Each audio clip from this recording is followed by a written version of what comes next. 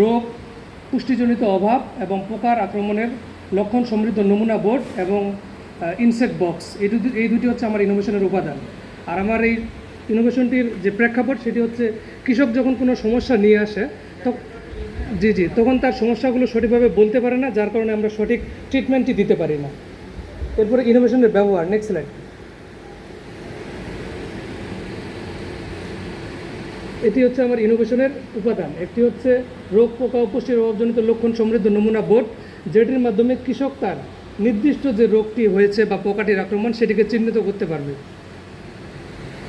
ইনোভেশনের ব্যবহার, আমরা যখন কৃষক আসবে তখন তাকে আমি ওই নমুনা সমৃদ্ধ যে বোর্ডটি রয়েছে সেখানে তার সমস্যাটি সে চিহ্নিত করতে পারবে। আমাদের যে প্রশিক্ষণগুলো রয়েছে সেখানে আমরা এই নমুনা সমৃদ্ধ বোর্ড এবং ইনসেক্ট বক্সের মাধ্যমে কৃষকদেরকে সহজেই রোগ, পোকা আক্রমণ সম্বন্ধে বিস্তারিত প্রশিক্ষণ দিতে পারবো। এরপরে ইনসেক্ট বক্সের মাধ্যমেও সেটি সম্ভব, এবং সবচেয়ে যেটি ফ্রুটফুল সেটি হচ্ছে এর মাধ্যমে আমরা কৃষককে একটি সঠিক ব্যবস্থাপনা দিতে পারবো, যার মাধ্যমে কৃষকরা সহজেই তার রোগটিকে বা পোকাটিকে দমন করতে পারবে। এতে করে বারবার তাকে ইনসেকটিসাইড বা ফাঞ্জিসাইড স্প্রে করতে হবে না, তার খরচটি কমে যাবে। ধন্যবাদ সবাইকে। আচ্ছা, এক মিনিট আপনার একটু সময় নেই, আপনি খুব অল্প সময় শেষ করছেন আপনার প্রেজেন্টেশনের জন্য আপনাকে ধন্যবাদ।